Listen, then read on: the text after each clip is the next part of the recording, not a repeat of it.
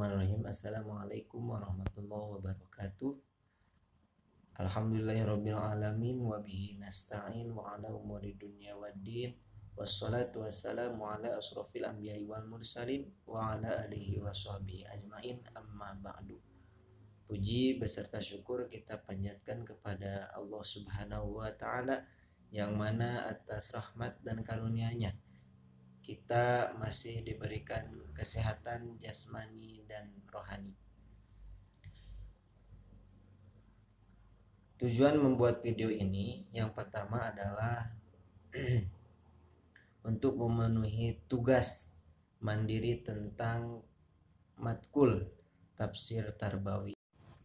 Langsung saja, di sini saya akan membawakan materi tentang hakikat pendidikan menurut tafsir tarbawi. Yang pertama, terminologi pendidikan dalam Al-Quran. Terminologi pendidikan dalam Al-Quran. Pendidikan merupakan satu dari pembahasan-pembahasan yang ada pada Al-Quran dan sunnah Nabi tentunya. Al-Quran dan juga sunnah sudah dijadikan pedoman dalam pendidikan. Rasulullah bersabda, semua manusia dilahirkan dalam keadaan fitrah, maka orang tuanya lah yang akan mendidik anak-anaknya menjadi Yahudi atau Nasrani, juga Majusi. Hadits Bukhari, Muslim. Maka menjaga fitrah manusia tetap dalam tauhid dan karakter kebaikan, maka Allah menurunkan risalahnya berupa Al-Quranul Karim dan sunnah Rasulullah SAW sebagai buku panduan untuk menjaga fitrah tersebut, sekaligus mendidiknya dalam bingkai keimanan dan ketakwaan. Kajian terhadap istilah atau terminologi ini didasarkan pada ayat-ayat dalam Al-Quran yang berkolerasi makna dengan pendidikan. Kajian tematik ini dibantu dengan menggunakan berbagai kitab tafsir,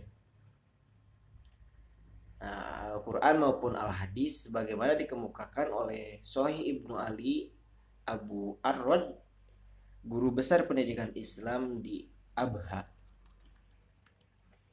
Istilah tarbiyah al-islamiyah atau pendidikan Islam persis dengan lafaz seperti tidak terdapat dalam Al-Quran maupun hadis Nabi, akan tetapi tercantum dengan berbagai kosakata yang konotasinya menunjukkan hal tersebut. Sebagaimana istilah ini belum dipakai dalam turat atau literasi warisan peradaban Islam, apalagi pada zaman kuno. Hanya saja penyebutan hal itu disyaratkan oleh sejumlah buku dalam bidang pendidikan Islam dengan beberapa kosakata dan istilah yang memenuhi konotasi yang dimaksud atau paling tidak mendekati maknanya.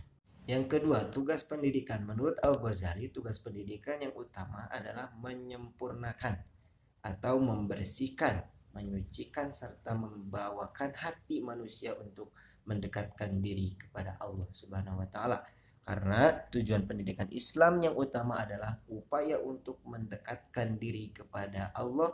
Kesempurnaannya lah yang bermuara pada kebahagiaan di dunia dan di akhirat. Itu menurut Imam Al-Ghazali. Dalam paradigma Jawa, pendidikan diidentikan dengan gudaru, yang berarti digugu dan ditiru. Dikatakan digugu, dipercaya karena guru mempunyai seperangkat ilmu yang memadai, yang karenanya ia memiliki wawasan dan pandangan yang luas dalam melihat kehidupan ini. Dikatakan ditiru, diikuti karena guru mempunyai kepribadian yang utuh, yang karenanya segala tidak tanduknya patut dijadikan panutan dan suri tauladan oleh peserta didiknya. Oleh karena itu, fungsi dan tugas pendidik dalam pendidikan dapat disimpulkan menjadi 3 bagian, yaitu yang pertama sebagai instruksional atau pengajar, Yang kedua sebagai edukator, yaitu pendidik yang mengarahkan peserta didik pada tingkat kedewasaan.